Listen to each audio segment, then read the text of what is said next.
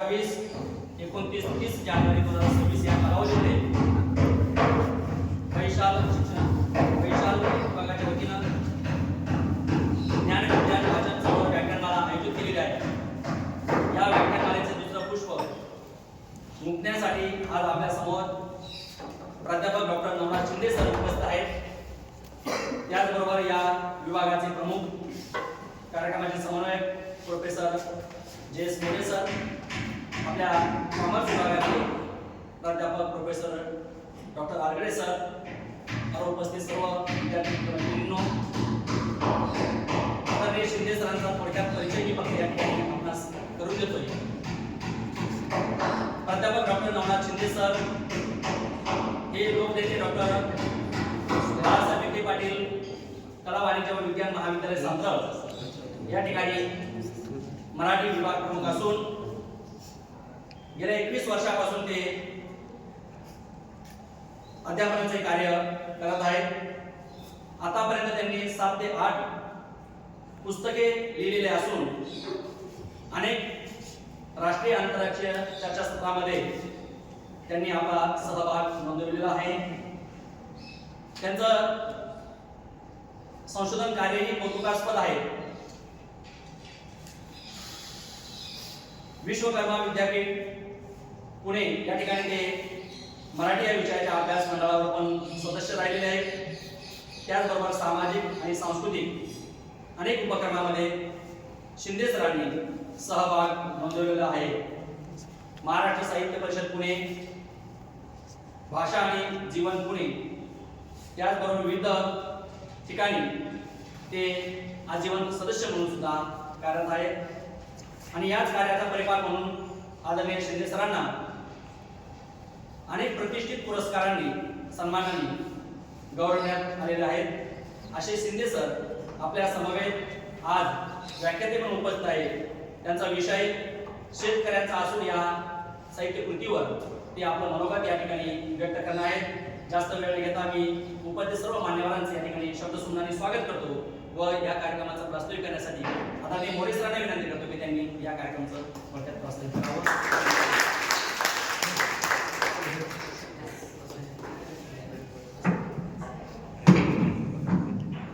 धन्यवाद सर. या सत्राचे व्यासपीठ मित्रांनो, आज आपल्या के.जे. सोमय्या महाविद्यालय वैशाल शिक्षण मंडळ आणि सावित्रीबाई फुले पुणे विद्यापीठ वैशाल शिक्षण मंडळ यांच्या संयुक्त विद्यमाने ज्ञान विज्ञान वाचन चळवळ व्याख्यानमालेच्या दुसऱ्या पुष्पसाठी प्राध्यापक डॉक्टर नवनाथ शिंदे आलेले आहेत.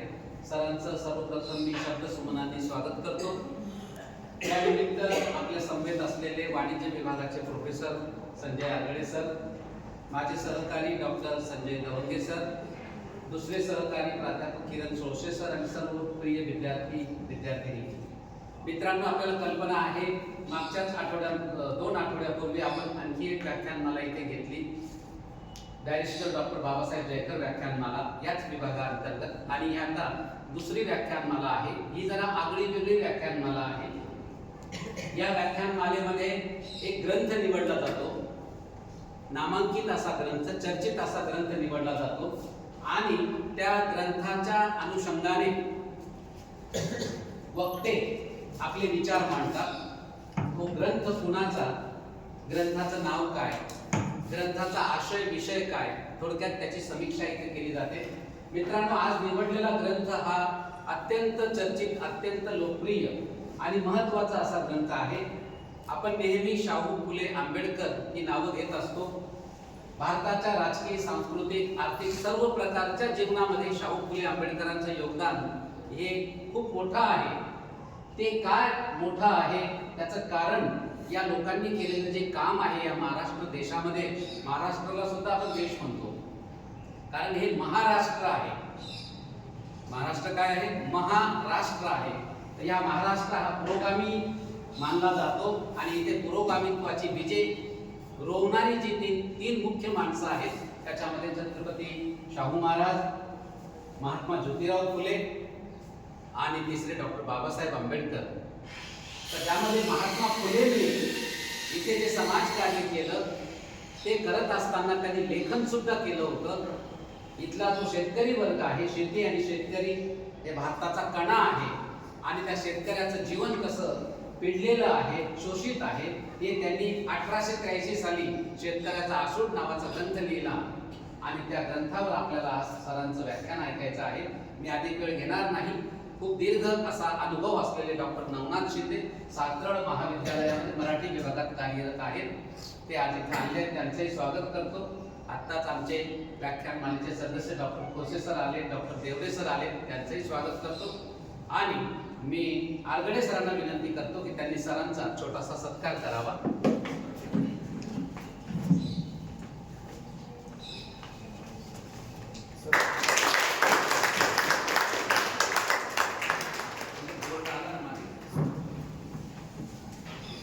धन्यवाद सर. यानंतर मी लगेचच सरांना विनंती करतो की सरांनी आपलं व्याख्यान सुरू करावं. अगदी थोड्याच वेळात सर आपलं व्याख्यान देतील. त्यानंतर आभार होईल आणि लगेच कार्यक्रम संपन्न होईल. धन्यवाद.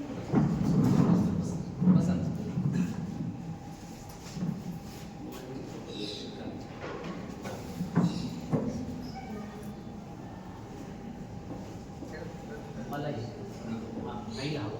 ठीक आहे, ठीक आहे सर. हो बरोबर. नमस्कार विद्यार्थी मित्र, आदरणीय विद्यापीठावर उपस्थित असणारे वैशाख शिक्षण मंडळाचे केंद्र कार्यवाह प्रोफेसर डॉक्टर मोरे सर, त्याचबरोबर वाणिज्य विभागाचे प्रोफेसर आरगडे सर, प्राध्यापक दवंगे सर. आता सर्वांची नावं माहीत नाहीत म्हणून माफी मागतो. आपण सर्वजण माझे बंधू आणि भगिनी, आज आपण एकत्र आलेलो आहोत ते व्याख्यानमालेसाठी. व्याख्यानमालेचं शीर्षक आहे ज्ञान विज्ञान वाचन चळवळ व्याख्यानमाला. व्याख्यानमालेचं पहिलं पुष्प प्राध्यापक तक्तेसर यांनी गुंफलेलं आहे आणि त्यांनी आपणासमोर हिंदू जगण्याची समृद्ध आडगळ या ग्रंथावरती विचारमंथन व्यक्त केलेलं आहे.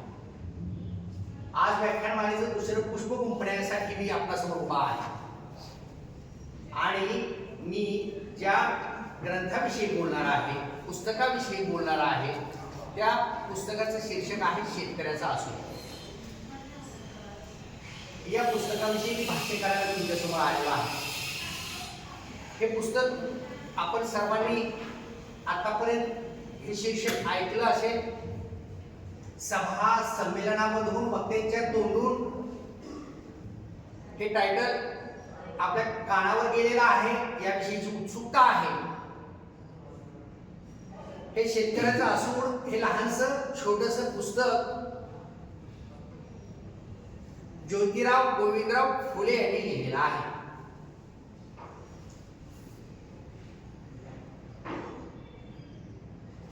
88 पृष्ठांचं असणार हे पुस्तक, परंतु समकालाशी भाष्य करणारे हे पुस्तक वर्तमानकालीन परिस्थितीला अनुलक्षून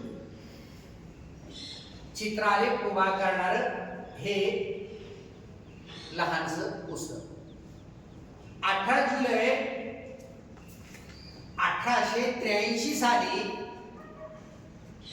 महात्मा ज्योतिबा फुले यांनी शेती आणि शेतकऱ्याच्या दुःखद स्थितीचं वर्णन करण्यासाठी, माहिती देण्यासाठी हे पुस्तक लिहिलं. खरं तर हे पुस्तक नव्हे तर संशोधनाचा उत्तम असा हा नमुना आहे.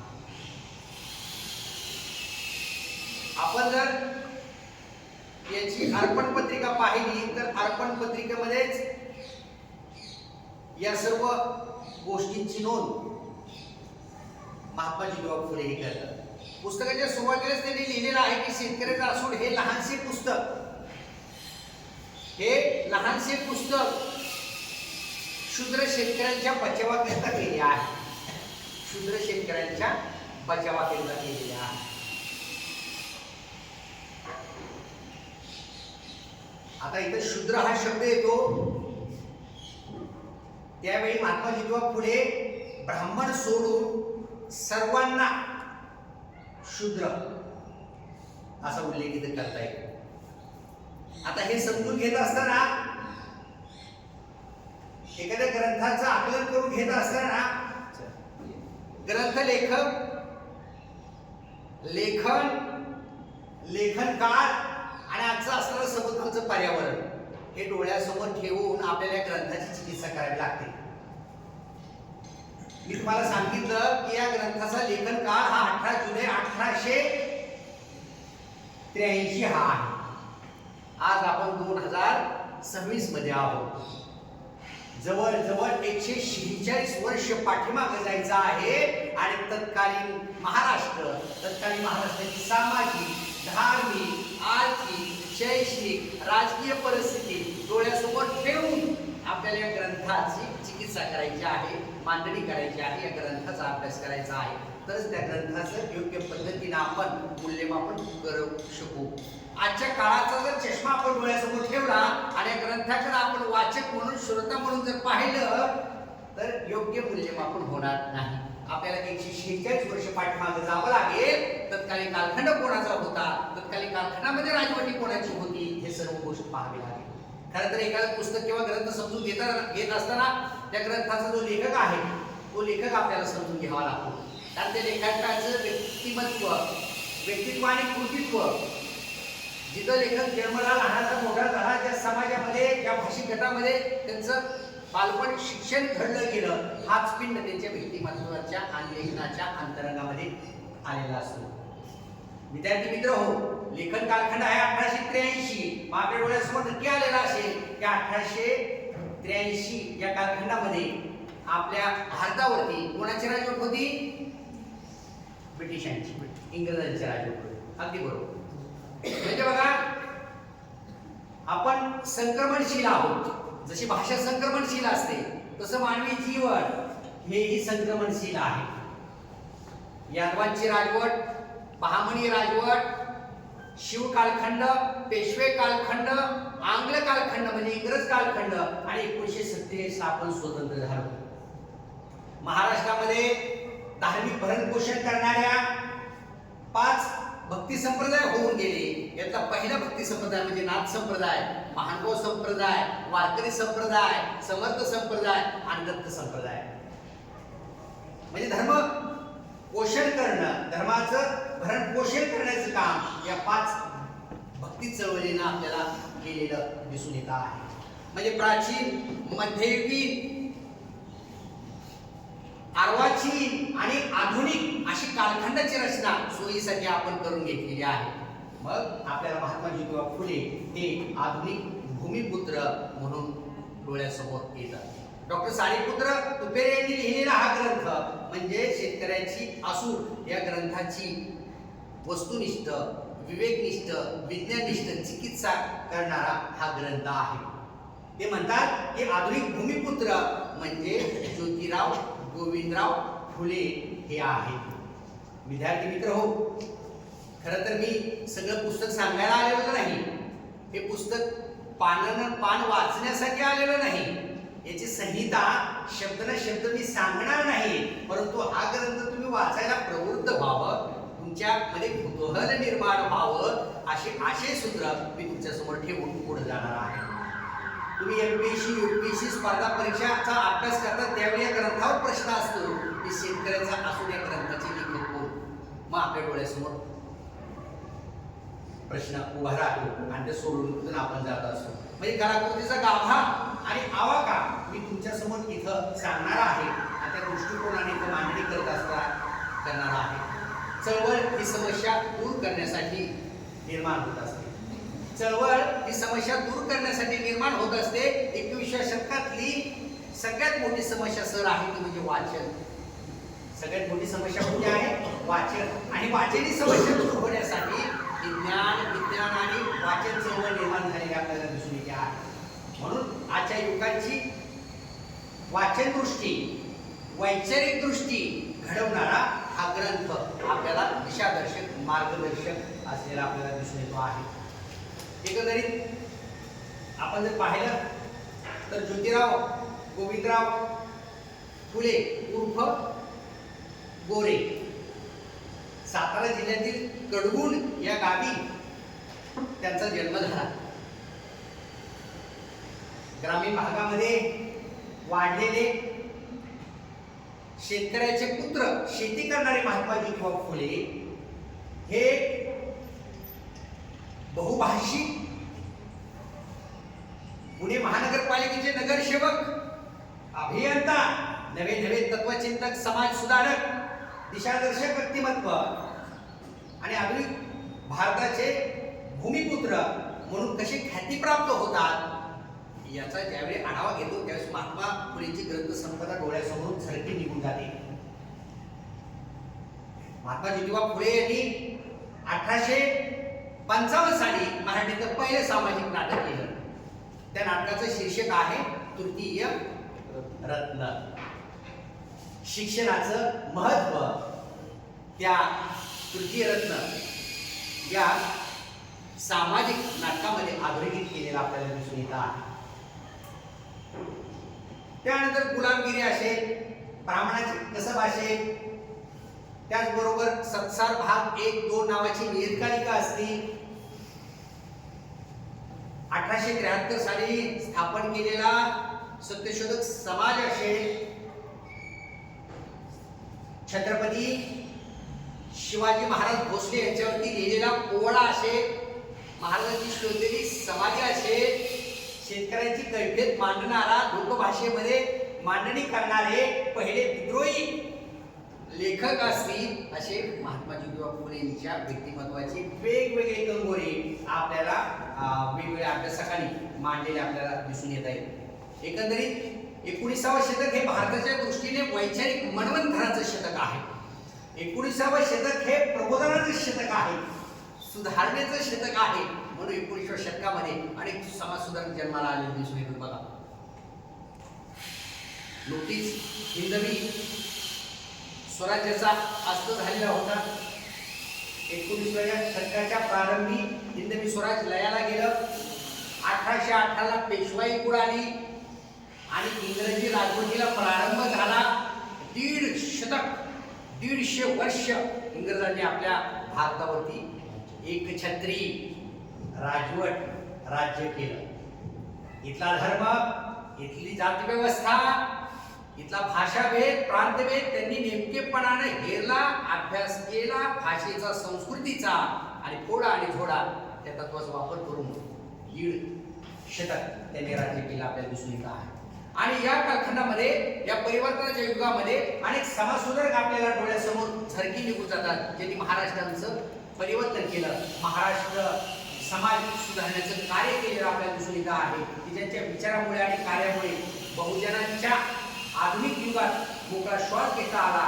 असे 19व्या शतकातील विचारवंत जर आपण थोडेसे पाहिले तर त्याच्यामध्ये डॉक्टर भाऊदाजी लाड, आचार्य बाळशास्त्री जांभेकर, गोपाळ हरी देशमुख उर्फ लोकहितवादी, विष्णुबुवा ब्रह्मचारी, दादोबा पांडुरंग तरखडकर, जगन्नाथ शंकर शेठ, महात्मा ज्योतिबा फुले, गोपाळ गणेश आगरकर, विष्णू शास्त्री चिपळूणकर आणि न्यायमूर्ती महादेव गोविंद रानडे यासारखे प्रमुख सुधारणावादी विचारवंत आपल्याला डोळ्यासमोर येतात. त्यातले एक आहेत ते म्हणजे महात्मा ज्योतिराव गोविंदराव फुले. म्हणजे एकत्रित जर आपण पाहिलं तर मनुस्मृतीचं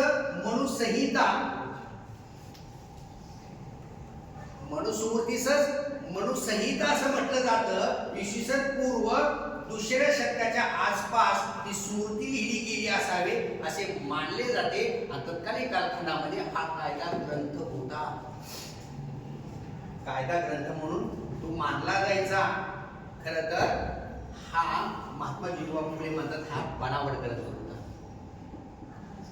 हा ग्रंथ समजून घ्यायचा म्हणजे पानाने पानं शब्द अर्थ इथपर्यंत जायचं नाही तर याच्या पाठीमागे असणारी पार्श्वभूमी ज्यावेळेस आपल्याला आकलन होते त्यावेळी हा ग्रंथ वाचला की आपल्या लक्षात येऊन जातो. एकंदरीत या ग्रंथाची सुरुवात होत असताना इथं पहिल्यांदा उपोद्घात दिलेला आहे. उपोद्घात म्हणजे प्रास्ताविक. बघा अगदी PhD MPhilचं संशोधन करतो ना सर, त्या पद्धतीने विद्यार्थी मित्र त्या पद्धतीने प्रकरणाची मांडणी केलेली आहे. उपोद्घात प्रस्तावित दिलेला आहे. त्यानंतर बघा इथं प्रकरण पहिलं, प्रकरण दुसरं, प्रकरण तिसरं, प्रकरण चौथं, प्रकरण पाचवं, अशी 5 प्रकरणामध्ये मांडणी आहे. आणि शेवटी परिशिष्ट दिलेली सर. म्हणजे एकंदरीत महात्मा ज्योतिबा फुले यांनी संशोधनाचा आदर्श वस्तुपाठ 1883 साली नोंद केलेला होता. मराठीतील शेतकऱ्याची अवस्था, दुःखद अवस्था चित्रित करणारा हा पहिला चिंतनात्मक वैचारिक मराठीतला हा पहिला ग्रंथ आहे.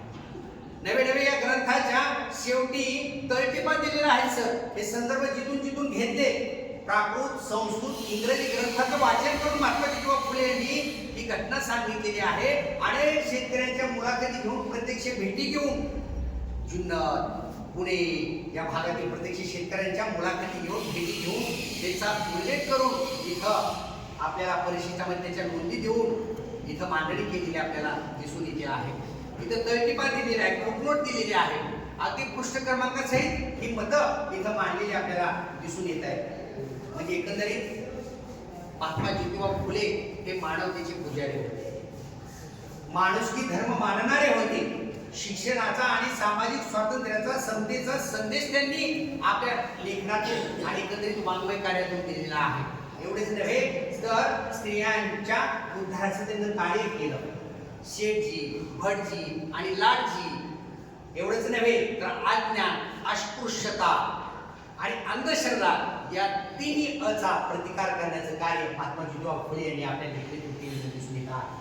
आद्य समाज क्रांतीचे जनक म्हणून आपण त्यांना पाहतो. एवढेच नव्हे तर विषमतेचे द्वेष्टे आणि अन्यायाचा कर्जकाळ म्हणून महात्मा ज्योतिबा फुले यांची लेखणी आपल्याला तळपताना दिसते आहे.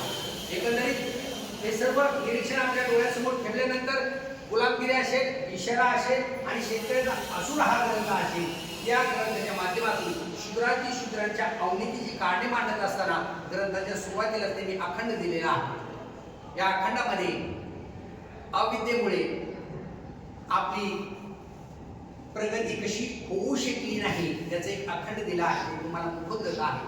ते म्हणजे विद्येविना मती गेली, मतीविना नीती गेली, नीतीविना गती गेली, गतीविना वित्त गेले, वित्तविना शूद्र खचले, इतके सारे अनर्थ एका अविद्येने केले. हे अखंड सुरुवातीला येतं. आणि मग शिक्षणाचं महात्म्य आणि महत्त्व आपल्याला ते इथं सांगताना दिसून येतात. आणि ही मांडणी आपल्याला पुढे जाते आहे. वेद, मनुस्मृती आणि इतर धार्मिक ग्रंथ, इथं धार्मिक वाङ्मय हे अस्पृश्यांना अधिकच गुलामीत लोटणारे आहे. हे ठळक पद्धतीने महात्मा ज्योतिबा फुले सांगतात. नुसतं एवढं सांगितलं नाही तर भारतरत्न डॉक्टर बाबासाहेब आंबेडकरांनी त्या ग्रंथाच्या सगळ्या खोरी केली.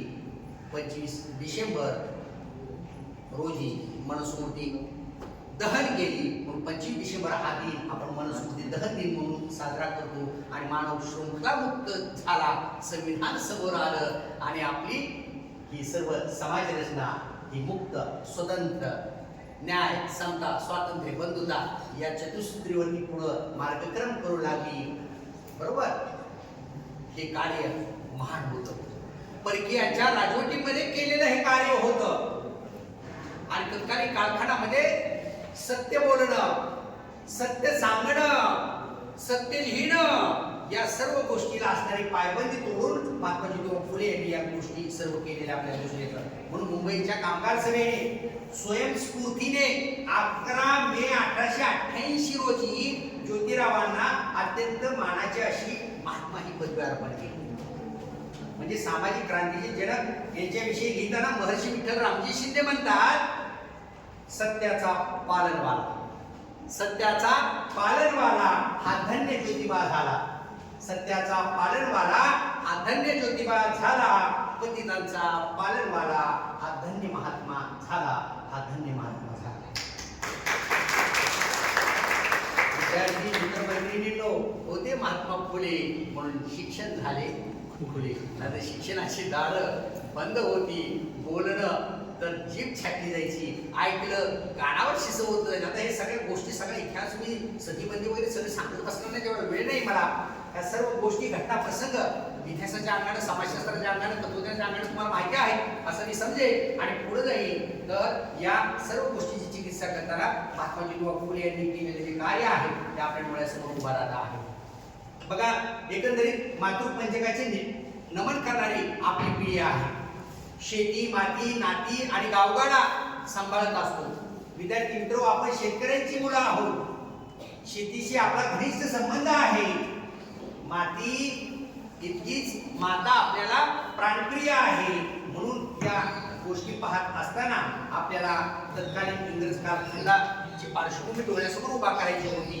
एकंदरीत महात्मा फुले यांची वाङ्मय संपदा, ग्रंथ संपदा डोळ्यासमोर उभा करायची होती. आणि आता आपण खऱ्या अर्थानं ते बोलतो आहोत त्या ग्रंथाच्या चिकित्सक मांडणीकडे. एकंदरीत या ग्रंथाच्या उपगाथामध्ये, प्रास्ताविकामध्ये असा मराठा म्हणविणारा आणि कबीरपंथी शूद्र साधू यांच्या मुलाखती दिलेल्या आहेत. आणि त्या परिशिष्टामुळे त्या ग्रंथाला खूप मोठी उंची आणि सत्य प्रमाण आपल्याला दिसून येत आहे.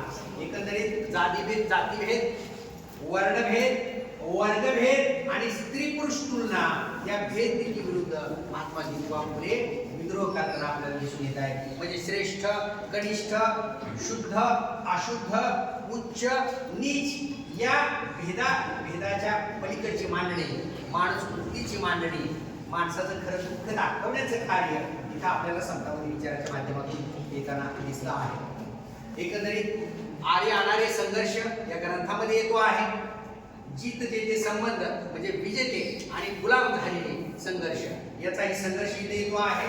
शेतकऱ्याच्या विदारक दुःखद स्थितीचं वर्णन अगदी वस्तुनिष्ठ पद्धतीनं महात्मा ज्योतिबा फुले या ग्रंथामध्ये करतायत. ज्योतिराव फुले ब्राह्मण सोडून इथं सर्वांना शूद्र म्हणतात. शूद्र शेतकरी असा प्राधान्याने उल्लेख करतात.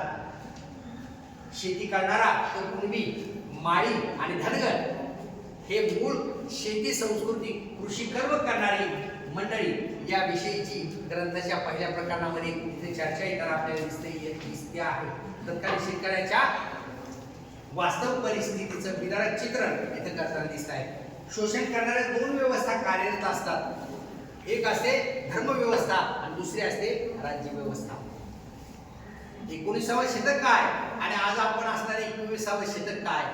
महात्मा ज्योतिबा फुले यांनी केलेलं भाष्य आणि मांडलेली शेतकऱ्याची दैनीय अवस्था आजच्याही काळाला लागू पडते. म्हणून हे ग्रंथ हे चिरकालीन असतात. जसं संत तुकोबांनी लिहिलेली अभंग गाथा असेल, संत ज्ञानेश्वरांनी कथन केलेली ज्ञानेश्वरी असेल, संत गाडगे महाराजांची अभंग शैली असेल, राष्ट्रसंत तुकडोजी महाराजांची ग्रामगीता असेल, किंवा महाराष्ट्राचे पहिले मुख्यमंत्री यशवंतराव चव्हाण यांची कृष्णकाठ असेल, यामध्ये दिलेली जी चित्र आहे ती समकालाशी आपल्याला लागू होताना दिसून येतात. जसं माही भट्टांनी लीळाचरित्र लिहिलं आणि आपल्या गुरुच्या आठवणी संकलित केल्या, अगदी टिफन पेरणाऱ्या व्यक्तीच्या पाठीमागे फिरून त्या आठवणी संकलित केल्या, तसं महात्मा ज्योतिबा फुले यांनी त्या आठवणी गोळा केल्या, लोकांशी, शेतकऱ्यांशी भेटले, नवे नवे त्या वाचून दाखवल्या. हा खरंच पारताळून पाहिलं, लोकांनी प्रमाण सांगितलं हो असं जीवन आहे.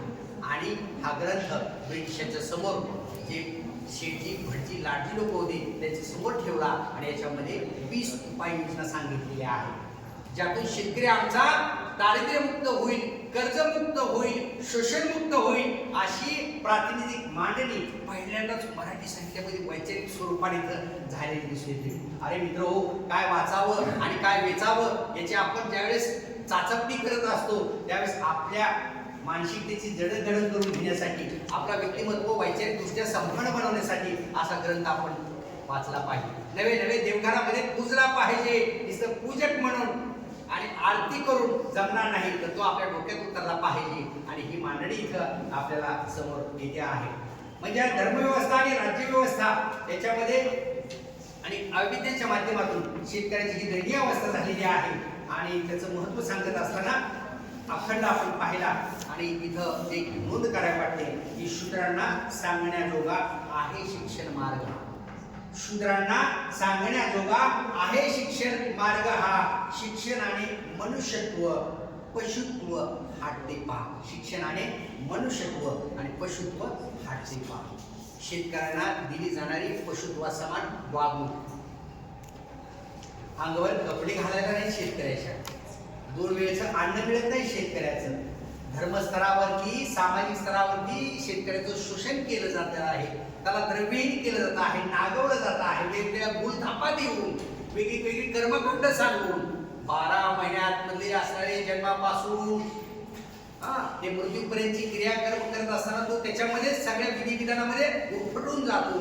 शिक्षणाविषयी सोय करावी, मुलांना शाळेत धाडावं याची त्याला उसंत मिळत नाही. अशा लोकभाषेमध्ये इथं ग्रंथाची मांडणी आपल्याला महात्माजी गोडखोरी करताना दिसून येतात. म्हणजे अविद्या हा शेतकऱ्याच्या दुःखाचा पाया असलेला दिसून येतो. म्हणून शिक्षण हे सर्वांगीण परिवर्तन करत असतं. शिक्षणाने माणसाच्या जीवनामध्ये आमूलाग्र परिवर्तन होत असतं. शिक्षणाने सत्याची जाणीव होत असते. म्हणून महात्मा ज्योतिबा फुले या ग्रंथाची मांडणी करत असताना म्हणतात की ज्ञान हीच शक्ती आहे. हे महात्मा फुलेंचं आवडतं गद्य वाक्य होतं की ज्ञान हीच शक्ती आहे. बरोबर बरोबर.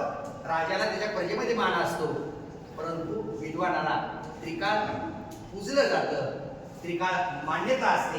म्हणून आपण ज्ञानसंपन्न होणं गरजेचं आहे, गुणसंपन्न होणं गरजेचं आहे, चारित्र्य संपन्न होणं गरजेचं आहे. एकंदरीत महात्मा ज्योतिबा फुले सत्य या मूल्याचे जीवनातील स्थान सांगताना म्हणतात की सत्य सुखाला आधार, बाकी सर्व अंधकार. सत्य सुखाला आधार, सत्याला मरण नसतं. बरोबर. हा निर्मिक या सर्व गोष्टीची चाचपणी करत असतो आणि योग्य आली वेळ ही नीती सुद्धा न्याय देत असते. आपल्या सभोवतालच्या घडामोडींमध्ये गळत आहे. भावनिक होऊन किंवा संवेदनशील होऊन कुठलेही प्रश्न सुटत नसतात. त्या प्रश्नाच्या मुलगा मिळत असताना तुमची असणारी ही पायाभरणी असते. ही पायाभरणी चिकित्सक पद्धतीनं इथं मांडताना दिसून येत आहे. म्हणून शिक्षण हे समाज परिवर्तनाचं एक प्रभावी साधन असल्याचं एकंदरीत इथं आपल्याला विचार येतो आहे. बघा, आपण या ग्रंथाच्या मांडणीकडे जात होतो. हे करत असताना आपण पाहिलं आहे की या पुस्तकाच्या पहिल्या प्रकरणामध्ये शेतकरी हा धार्मिक वृत्तीचा असल्यामुळे धर्मसत्तेच्या माध्यमातून ब्राह्मण वर्ग त्याचं शोषण करतो आहे. याचं विस्तृतपणे मार्मिक असं विवेचन या ग्रंथामध्ये आलेलं आहे. आज तरी चित्र बदलले कसं? आज तरी चित्र बदलले का? आजही आपल्यावरती धर्माचा पगडा मोठ्या प्रमाणात आहे. देश, देव आणि धर्म आणि भारतीय ज्ञान परंपरेच्या गोड आवर्तनाखाली आम्ही वाहून जातो. बहुजन समाज या शिक्षणाच्या खऱ्या ज्ञानापासून थोडासा दूर जातो की काय याची दृष्टी आपल्याला या माध्यमातून लक्षात येते आहे. म्हणजे जन्मापासून मृत्यूपर्यंत वर्षातील 12ही महिने आपलं मानसिक, आर्थिक आणि धार्मिक शोषण होतं आणि अज्ञानाचा फायदा घेतला जातो. आर्य ब्राह्मणाच्या वर्चस्वातून शूद्र शेतकरी गुलाम बनत आहे याची मांडणी इथल्या पहिल्या प्रकरणात येते. तुम्ही सविस्तर वाचा, तुमच्या लक्षात येईल. यातलं दुसरं प्रकरण आहे सर, त्याच्यामध्ये शेतकऱ्याचे इंग्रजी सत्तेच्या म्हणजे सरकारी गोरे जे अधिकारी आहेत यांच्या माध्यमातून होणारं शोषण आहे. शेतकरी अडाणी आहे, अज्ञानी आहे, अक्षर ज्ञान नाही, त्याची फसवणूक होते आहे गोऱ्या अधिकाऱ्याकडून आणि याची मांडणी या तिसऱ्या प्रकरणामध्ये होते आहे. म्हणजे साम्राज्यशाही, नोकरशाही आणि सावकारशाही या 3 राजकीय शोषण व्यवस्थेच्या माध्यमातून होणारं शेतकऱ्याचं राजकीय शोषण या दुसऱ्या प्रकरणामध्ये आलेलं आपल्याला दिसून येत आहे. तिसऱ्या प्रकरणामध्ये शूद्रातिशूद्र शेतकऱ्यांच्या दयनीय अवस्थेची पार्श्वभूमी आलेली आहे. चौथ्या प्रकरणामध्ये हल्लीच्या शेतकऱ्याची जी काही वाईट दुःखद स्थिती झालेली आहे याचं चित्रण येत आहे. आणि शेवटच्या टप्प्यात येतो 5व्या प्रकरणामध्ये धार्मिक शोषणमुक्ती ब्राह्मण वर्गास आणि राजकीय शोषणमुक्तीसाठी सरकारने कोणते उपाय योजावेत याविषयीची जी काही उपाययोजना सांगितलेली आहे ती इथं आपल्याला येते आहे. महात्मा ज्योतिबा फुले यांनी शेती आणि शेतकऱ्याच्या सुधारणेसाठी जे काही 10 उपाययोजना सांगितलेल्या आहेत त्या बघा तुम्ही सर सुंदर आहे. आज सुद्धा त्या लागू आहे. आज शेतकऱ्याच्या आत्महत्या आपण म्हणतो भारत हा कृषीप्रधान देश आहे. भारताची जी काही अर्थव्यवस्था आहे याच्या मुळाची शेती ही प्रधान आहे. शेतीपूरक उद्योग हा प्रधान आहे. पण आज आपण पाहतो आहोत की भारतातच आत्महत्या नव्हे तर भारतामध्ये सगळ्यात जास्त आत्महत्या महाराष्ट्र राज्यामध्ये झालेल्या आहेत. यासाठी पुणे विद्यापीठाचे माजी कुलगुरू डॉक्टर नरेंद्र जाधव यांच्या अध्यक्षतेखाली अभ्यास समिती नेमण्यात आली आणि वेगवेगळ्या कारणांची मीमांसा शोधण्यात आली. पण महात्मा ज्योतिबा फुले यांनी जी सांगितलेली कारण मीमांसा आहे त्या सुद्धा आपण राबवणे गरजेचं आहे आणि सरकार ही कारण मीमांसा प्रयोग रूपामध्ये आणला आहे. पहिलं आहे बघा, शेतकऱ्याची परिस्थिती सुधारायची असेल तर ते म्हणतात की सरकारने शेतकऱ्याच्या गैरवर्तनावर लक्ष ठेवण्यासाठी डिटेक्टिव्ह डॉक्टरांच्या नेमणुका कराव्यात, म्हणजे शेतकऱ्याचं आचरण सुधारेल आणि जो शेतकरी सुधारणार नाही त्यांना योग्य शिक्षा देण्याचा बंदोबस्त करावा. ही उपाययोजना. दुसरी उपाययोजना आहे शेतकऱ्यामध्ये बहुपत्नीत्व आणि बालविवाह प्रथावर बंदी घालावी. तिसरी उपाययोजना आहे लोकसंख्येच्या प्रमाणामध्ये सरकारी खात्यामध्ये त्यांना जागा देण्यात यावे आणि शेतकरी वर्गासाठी आरक्षण ठेवण्यात यावं.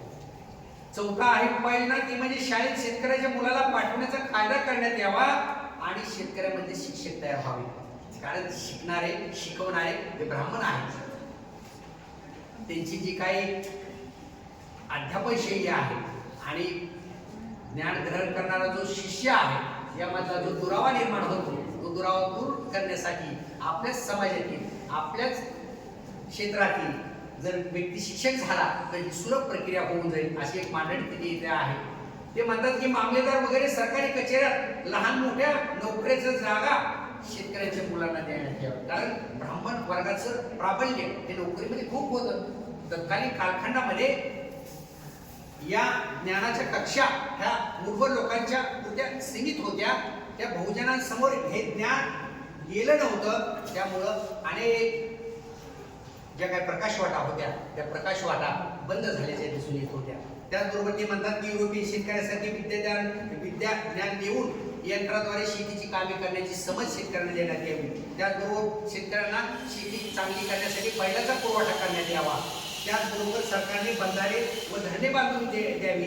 सरकारी पोलीस खात्यातील शिपायांकडून जागोजागी बंधारे बांधून घ्यावे. पुढे सांगतात देशाची जमिनीची पाहणी पानाड्याकडून करून घ्यावी आणि पाण्याचे साठे कुठे आहेत हे आमच्या शेतकऱ्याला सांगावे, दाखवून द्यावे. विहिरी खोदून बांधणाऱ्या शेतकऱ्याला सरकारकडून बक्षीस देण्यात यावं. किती सुंदर उपाययोजना त्यांनी सांगितलेल्या आहेत बघा. सरकारने पूर्वीप्रमाणे शेतीसाठी आणि शेतकऱ्यांसाठी सर्व नदी नाले आणि तलावातील साचलेला गाळ फुकट नेऊन देण्याची परवानगी द्यावी आणि गाळमुक्त नद्या गाळमुक्त धरणं हे अभियान गव्हर्नमेंट राबवत आहे. म्हणजे जुलमी जंगल खात्याची होळी करण्यात यावी. उत्तमोत्तम शेळ्या मेंढ्यांची बेणी खरेदी करून आपल्या देशात आणून त्याची पैदास करावी. रानटी जनावरांपासून शेतीचं नुकसान होऊ नये म्हणून सरकारने शेतकऱ्यास जुन्या बंदुका द्याव्यात, त्याचं संरक्षण व्हावं. त्याचबरोबर ते सांगतात की शेती संबंधीची प्रदर्शने भरवावी. शेतीसाठी शेती पिके आऊट हाकण्याची परीक्षा द्यावी. सरकारने खर्चाने परदेशी शेतीचं शिक्षण द्यावं.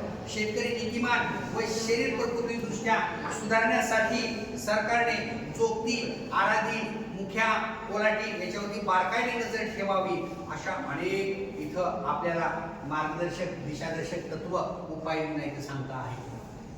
ज्योतिबा, खंडोबा, म्हसोबा यासारखी क्षेत्रपाल दैवत त्यांच्या या ग्रंथाच्या चिकित्सेमध्ये येतात. ही क्षेत्रपाल दैवत न्याय नीतीनं शेतसारा वसूल करायची. उंच अशा डोंगरावर असणारी ही दैवत आहे. म्हसोबा हाही त्या काळातला माणूसच होता, राजा होता. खंडोबा हाही तत्कालीन कालखंडातला, जरी आज आपण देव म्हणून पूजा करत असो अनेकांचं ते कुलदैवत असे ही माणसं होती. ही क्षेत्रपाल देव होते, क्षेत्रपाल राजे होते आणि इमानी इकबाल हे शेतकऱ्यांकडून शेतसारा वसूल करायचे. त्याच्यावर जुनी अत्याचार करत नव्हते. हाच वसा आणि वारसा आपल्या लेखन कार्यातून इथं मांडलेला आपल्याला दिसून येतो आहे. बघा, भारतरत्न डॉक्टर बाबासाहेब आंबेडकर हे गौतम बुद्ध आणि महात्मा कबीर या दोघांना आपले गुरु मानायचे. गौतम बुद्धाबरोबर महात्मा कबीर यांच्या बरोबर महात्मा ज्योतिबा फुले यांना त्यांनी तिसरे गुरु मानले होते. हा जो प्रबोधनाचा वारसा आहे, वैचारिक मांडणीचा वारसा आहे, तो वारसा लोकभाषेमधून येतो. मग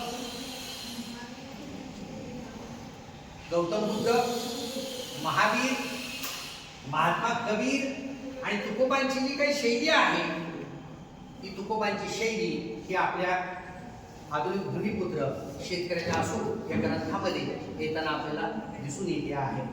म्हणून विद्यार्थी मित्र हो, शेतकऱ्याचा असून हा फक्त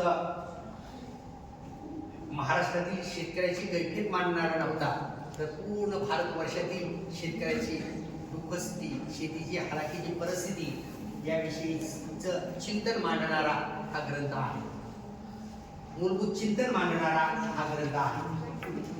अगदी सप्रमाण संदर्भासह टीपासह लिहिलेला हा ग्रंथ आजही आपल्याला संशोधन कसं करावं यासाठी मार्गक्रम आणि दिशा दाखवताना दिसून येत आहे. महात्मा ज्योतिबा फुले यांनी लिहिलेला शेतकऱ्याचा असूड हा ग्रंथ म्हणजे एक तत्कालीन धर्मव्यवस्था आणि तत्कालीन राज्य व्यवस्था यांच्यावरती उगारलेला काय आहे, असूड आहे. शेतकऱ्याच्या हातामध्ये असणारा हत्यार म्हणजे ते असूड असतं आणि त्या असूडाचं प्रतीक वापरून अगदी यथार्थ शीर्षक या ग्रंथाला आपल्याला दिलेलं दिसून येत आहे. त्यासोबत कार्य करत असताना त्यांच्या धर्मपत्नी सावित्रीबाई फुले यांनी केलेले कार्य आहे ते कार्य एकमेवाद्वितीय असलेलं दिसून येत आहे. त्यांच्या काव्यपुढे आणि बावन कशी या कविता संग्रहामध्ये या सर्व गोष्टीची मांडणी ते करतात. महात्मा ज्योतिबा फुले उपोद्घात लिहित असताना खाली ज्योतिराव गोविंदराव फुले असं लिहून खाली पद जे पद लिहितात ते काय लिहितात, सत्यशोधक समाजाचे सभासद असं लिहितात, संस्थापक अध्यक्ष असं लिहितात. पण किती चाणाक्ष पद्धती लिहिलेला आहे, सत्यशोधक समाजाचे सभासद. माणसाला माणूस म्हणून वागण्याची, बोलण्याची, चालण्याचं स्वातंत्र्य देणारे, शिक्षणाचं, स्त्री शिक्षणाचं स्वातंत्र्य देणारे हे महामानव आज आपल्याला वंदनीय, पूजनीय असलेले दिसून येत आहे. या महामानवांच्या चरणी मी इथं शतशः प्रणाम करते.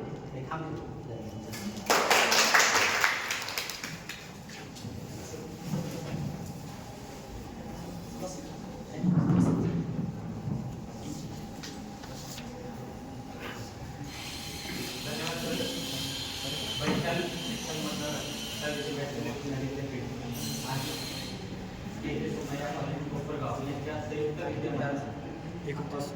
त्या विज्ञान वाचन चळवळ व्याख्यानमाला आयोजित केलेली आहे. त्यामध्ये आज आपल्याला दुसरं व्याख्यान ग्रंथ चिकित्सा करण्यासाठी उपस्थित असलेले आजचे वक्ते माननीय डॉक्टर नवनाथ शिंदे